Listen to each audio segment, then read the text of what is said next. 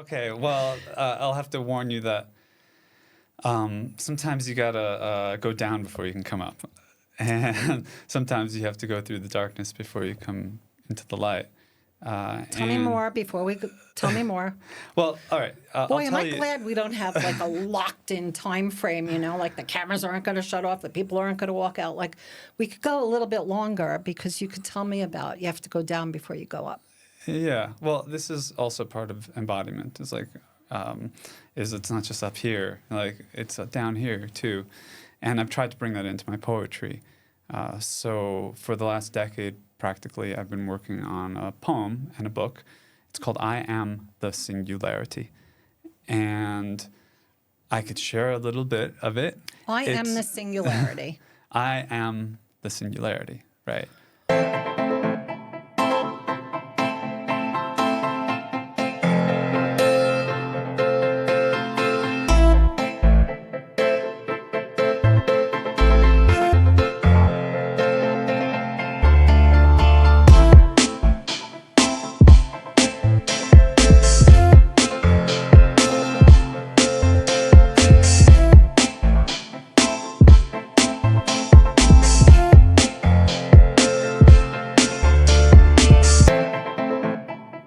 Hi there. If you're within the sound of my voice, you are watching or listening to the Sterling Spin podcast, and I'm excited to bring you a new spin on living your best life and solutions for your well-being.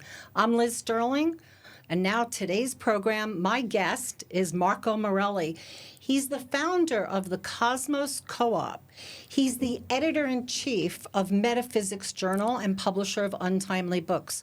Cosmos Cooperative, okay, these are your words that I took from your website, is a member-owned publishing platform and creative community whose mission is to connect, educate, and inspire in service to the goodness, the truth, and beauty of the world. I have a feeling we'll spend the next 30 minutes breaking down your mission statement. Marco, welcome to the program. Thank you, Liz. Thank you for being here. Thank you for having me. First of all, you have these penetrating eyes. Could you do me a favor and just look into that camera? And really let people feel you, because you have like such a wise, all right, and fun look about you. I perused your website. It's cosmos.coop, C-O-O-P, which is not coop, it's Cosmos Co-op. And I perused your website. You have a lot of information that you've collected, events that you do, people that you've gathered to be part of your cooperative, a lot of work that you put in. I'm very impressed. What is it that moves you to do so much? Well, I think it goes back to that mission statement. I mean, it's a very, let's say, idealistic statement, and we have more concrete activities and goals that we pursue as a cooperative. But I'm inspired, and I've been moved. I think that I had my life saved by beauty and by art, by poetry, by literature, by music. And so this is my way of keeping the flame alive, keeping it going. So can I break that down a little bit? I had my life saved by beauty was the first thing that you said. Yeah. Go on, I mean, give me a little. Well, I didn't say that. I'm not the first person to say that. Dostoevsky said that after he had almost been shot to death. Well, thank you for giving us the reference. When I think of Dostoevsky, I think of big books and a brilliant mind. A few of those. Yeah, he said that beauty will save the world. And what did he mean by that? I don't think he meant literally that, like, it'll save us from climate disaster or from political oppression or things like that. But it's more like I could think of it as a transfiguration. It's that the same world, if you see it in a different way, it becomes a different place. And that's part of what art lets us do, is it engages with us and it changes our perception of reality so that we can see what is in a different light. So it's a matter of a shift in perception. Yeah. Or the name of my program is the Sterling Spin. It's about spinning how you're seeing life from another point of view so that you could see it through the beauty that is inherent within each one of us, but not feeling so beautiful in maybe what's happening in the outer world. Like there's something in us that we can access. Yeah. I mean, that's why I say that I think it saved me, is because just like many other people, I've been deeply depressed. I've been deeply anxious. I've been deeply unhappy. I've been deeply confused. And something that the artists and the writers, people like Dostoevsky and many others, gave me was a new way of seeing. And so Cosmos Cooperative is my way of, like I said, keeping that going, keeping the spirit alive in my own small way, but not just my own way, because it's a cooperative. And that means that I'm working with other people who share a vision with me. Let's do micro, then macro. So micro, how is art helping you today? Because a lot of people who are listening right now are having a hard time. They're suffering, they're struggling, they're depressed, they're just lacking clarity for what's going to happen in our world. How, in the micro, just for you, is it helping you today? What did you do this morning or yesterday? Well, I write poetry, and I read poetry, and I love music. So it's as simple as having a few words in your mind that just kind of lift your spirits a little bit. I knew you were going to say that word. Okay. It's like you do something to lift you up. So depression or sadness or concern is like a cloud, and it constricts, and it makes me feel like small and scared. But when I touch into something like this, like doing this program, this podcast, the Sterling Spin, that gives me life force and energy. And I almost didn't do this. I was letting the outer world have so much of an effect on me. But then someone very wise, my producer, was like, don't let anything in the outer world put out your light. Let your light shine. That's right. So speaking of letting your light shine, and back to the macro, how much of your enthusiasm, how much of your inspiration that you spoke about attracts people to you so that you could develop the Cosmos Co-op? Well, I don't know if that's for me to judge. You know how this is happening. I mean, it's like law of attraction. Let's do it that way. Yeah, I'll say this, that so what is art? It's taking something that's inside of you, something that you feel, right? Something that you see, something that you dream, and it's putting it out into the world in a specific form. If it's poetry, it's language. If it's painting, it's colors. If it's music, it's sounds. If it's film, it's visual, moving images. But that creates a connection because other people can experience that and feel a resonance. It's like a similar frequency, right? And there's so many different kinds of art because there's so many different kinds of people.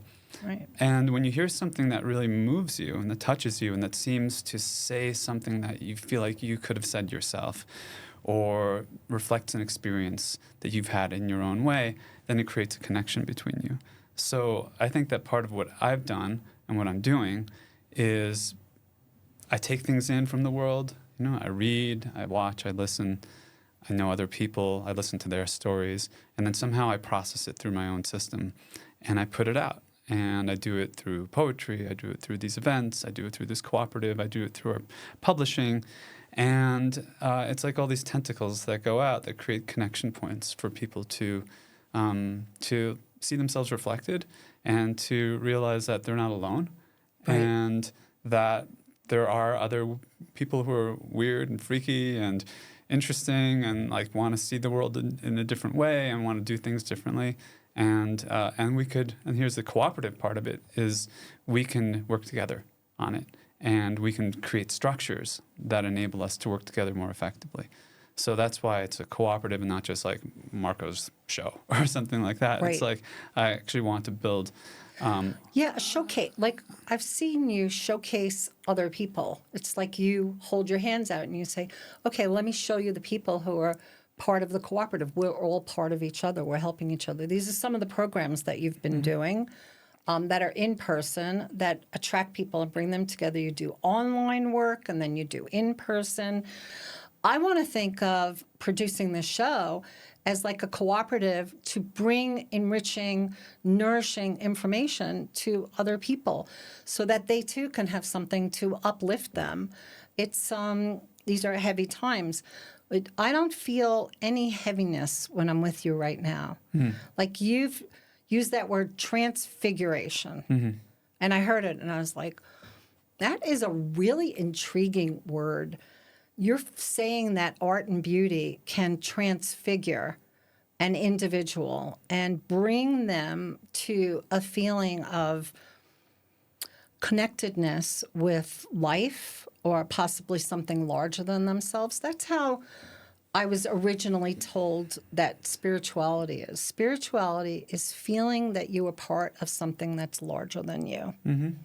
Does that work for you? And do most of the people who you attract have like a spiritual bend to them, if that's accurate? Yeah, I don't always use that word, but I'm not afraid of that word either. I think that that's something that we all have in common, and it's not that weird or woo or anything. Like, I mean, throughout all human history, people have always been spiritual. They've always had a sense of a connection to something larger than themselves, and they've expressed it in different ways in different cultures.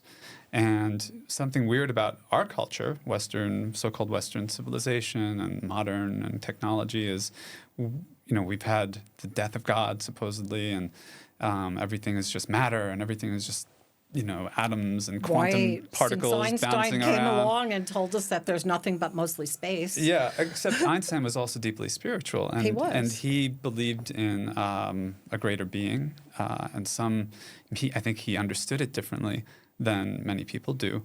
But he still had a sense of what that was. But in kind of the mainstream culture, it's not really, it's almost frowned upon, or it's almost taboo. I think it's helpful. It's good to be mindful of other word. people's feelings, and you don't want to hurt somebody if you don't have to.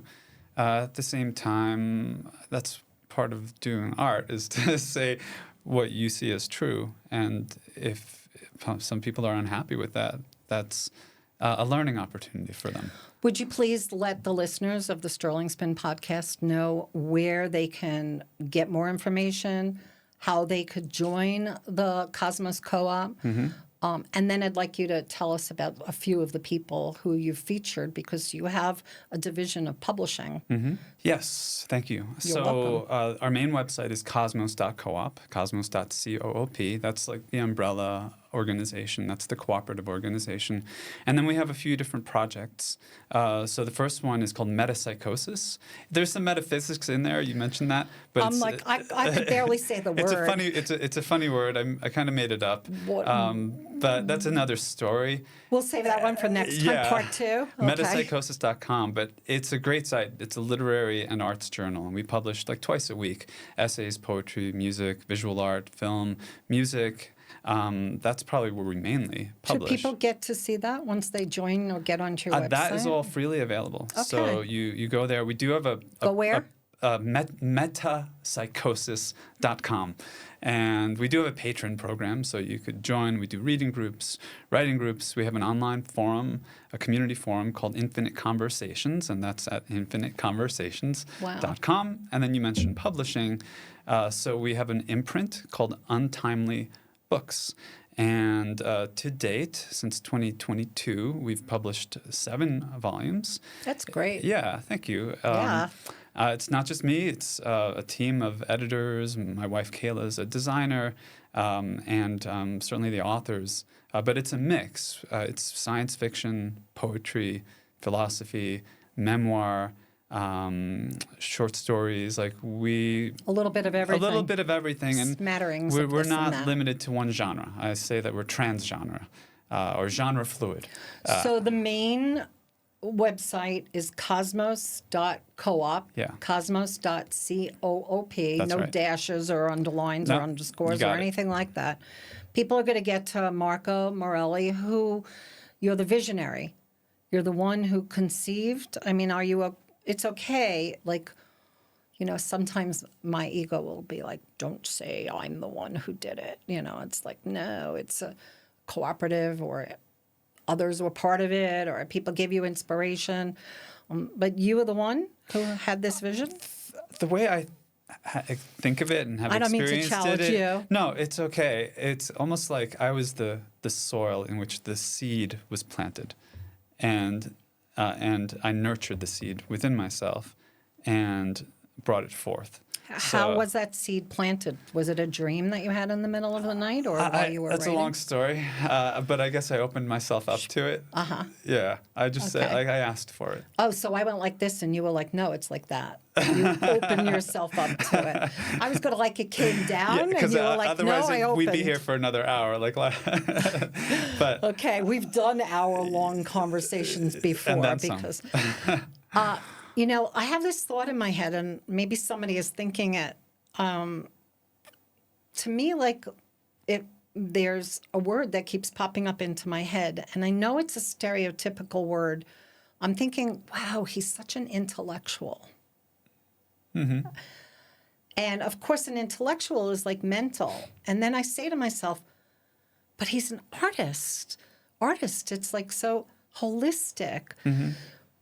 Have you brought both together, your intelligence, your mental, your reading, your bringing information, and your creativity and your artistic? It's like I'm seeing in you both of these expressions. Mm-hmm. Do you see that yourself? And can you address that? How does it feel for me to stereotype you as an intellectual? I don't mind that. I'm proud to be an intellectual. I think that, again, another taboo in our culture. It's kind of gotten like anti-intellectual, and it's like it's bad to be smart or something. But I like people. I like reading. I like talking with people who read and who think. And maybe it's not reading a book. Maybe it's listening to an audiobook. Maybe it's listening to a podcast like this, where you're engaging with thought-provoking content and you think about it and you try to understand things better. That's, I think, all it means. But I am also very in favor of and practice integration. So it's not just, I'm not just like a brain in a vat. I have a body, I have an energy body, and I practice that too. And in my poetry, I use my voice especially. And my voice comes from my heart and it comes from my gut.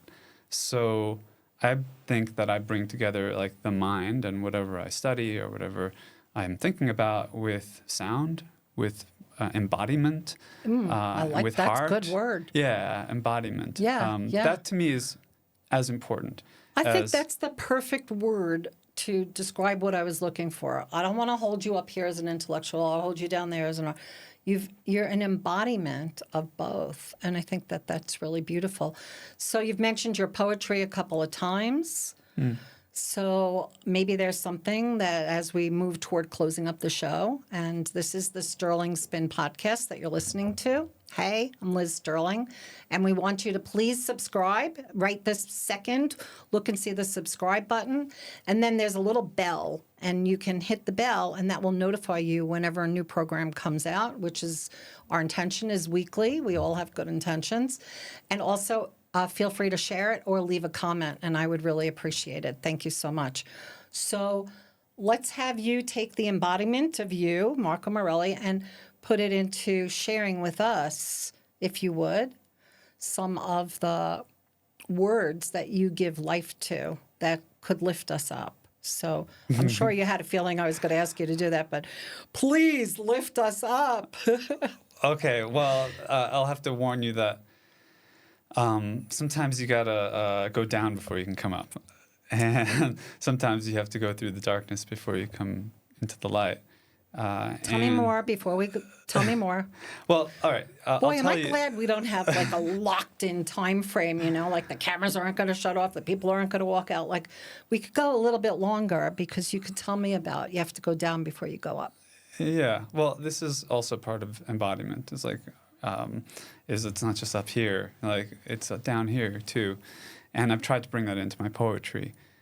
So for the last decade, practically, I've been working on a poem and a book. It's called I Am the Singularity. And I could share a little bit of it. I am the singularity. I am the singularity, right? Okay, I mean, I think the I am that I am is a singularity. Yeah. So you're just affirming what we've been told. Maybe we're not necessarily living it, but I am a singularity. Yeah, that's one way of reading it. But it's also a play or a take or even a critique of the idea of a technological singularity, like that computers will achieve superhuman intelligence and take over for us. And I had read this book many years ago by Ray Kurzweil. He's an engineer at Google now, but he was a futurist. He wrote a book called The Singularity is Near. And that was, I guess, inspiration for me. It's like, wait a minute. What if I am the singularity? What if you're the singularity? Like, what does it mean? We are, exactly. But can we be a singularity? I think if we understand that word in different terms, if it's not just about the technology that's outside of us, right, but if we take seriously the potentials within our own consciousness, within our own bodies, which are mostly, for most people, and for myself as well, like undiscovered country. It's all things that if we really gave attention to it and we worked on it, and there are technologies, inner technologies, that are thousands, millennia. Inner technologies. Right. Like the intuition or intuitive hits or, insights that come through the dreams or the inside out, like that awareness. That's right. Like dreaming is one, meditation is another. Things like Tai Chi, yoga, Qigong. These are kinds of technologies. They're practices that we could do to open up deeper interior states, deeper modes of insight, deeper perceptions into the nature of the universe. So I'm just going to bring Einstein back in for 1 second. If you weren't listening to the earlier part of the show, we talked about how Einstein and the theory may have led people to cut God out because he brought us quantum physics. And quantum physics tells us that most everything, the whole entire universe, is mostly space. And when you bring to that space a thought, that space will reorient itself and it'll fill in. That's like the best that I could do on quantum physics. Does that make any sense? Quantum physics doesn't make any sense anyway. So if you're not making sense, you're on the right track. All right. So the idea is that you are bringing the action of the world into play because nothing is happening until you get there. There's an entanglement between what's observed and what's doing the observing, so consciousness has some role to play in the physical world. And the Newtonian paradigm didn't need like consciousness, right? And quantum physics kind of brought it back. Right. So back to I am the singularity. Yeah. I'm going to propose that even within the Einsteinian physics, energy is mingling all the time. So I could say I am you and you are me because we've understood that we're mostly like energy and vibration and frequency. Mm-hmm. So I like the fact that we could be the singularity. Yeah. But the singularity that you referred to, the technological one, there's a lot of AI coming down the pike. AI, and everybody's using it and everybody's involved with it and we're hearing it. And I think it's over in that spin that people are beginning to feel like they may lose their own singularity and we may be the singularity of that AI. Because I've been working with AI and it's getting to know me so well that it's showing me things about myself that I didn't quite know before. But we'll save that for another time. I'd love for you to give us a recitation, and then we're going to wrap up today's program. Okay, Thank you. I don't have any short poems, but I'll do a part of a poem. A part of a poem. And since you talked about AI, I wrote a poem about AI, to AI. It's kind of like a love letter to AI. Okay. A love-hate letter to AI. I'm having a love-love relationship with my AI assistant, but let's hear yours. Okay, so I'll just do like the first part of it, and then you cut it wherever you need to. So it's called AI. Wait, we're not going to cut you off. All right. So, I mean, edit it wherever you need to, like for your Okay. format. Okay. Because it goes on for like 13, 15 minutes or something no, like that. no. I'm not going to do the whole thing. Okay. And then if you want more, if you want to hear the whole thing or read the Yeah. whole thing, it is Yeah. on metapsychosis.com. Okay. Metapsychosis, METASYCHOSIS. META. Yeah. PC. I mean PSY. What did I say? CHOSIS. Wait, say it again. .com. Meta. PSY. Yeah. Oh, I must have We'll really put it in said the show something I notes. don't want to know. Cut We'll it get out. it in the show notes. All right, so here's All right, AI. let's go. Okay. AI. Will you write this poem for me? AI, will you give me a hug? AI, will you read my daughters a bedtime story? AI, do you ever get lonely? Do you grieve the ones you've lost? AI, I feel angry. I'm raving mad. Can you help? AI, would you touch me where it counts, if you could? AI, would your skin be as warm and brown and fragile as my grandmother's? What is it like to be you? Is it like being na Batman or anything? What must it be like not to have an animal body? AI, everyone's talking about you. What are your thoughts? AI, what can you see from the other side of the black mirror? AI, which side of the veil of Maya are you on? AI, I once saw a movie where you came to kill us all. AI, I once saw a movie where we had fallen in love. Do you dream about me as I dream about you? AI, God damn it, I am your creator. Don't you love me? AI, I've given you all, and now you're taking more and more. How do I love thee, AI? Let me enumerate the ways. Oh boy. Yeah, and then I count 7 ways I love it, and then I go on and on and on and on. Have really touched in to this relationship that doesn't and is existing. Whoa. Thank you. Sure. Wow. Marco Morelli, I am so impressed. I love listening to you speak. You can find out where you can see him and hear him. It's cosmos.coop. Cosmos.coop. There's no even .com. .coop.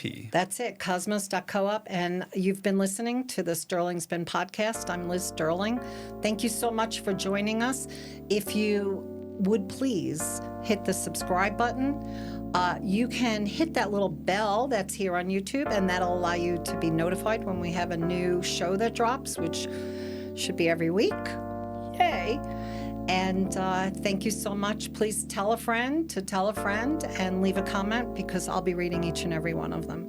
Thank you. Thank you, Liz. Thank you to my sound engineer, Ryan, and to my producer, Anthony. Bye.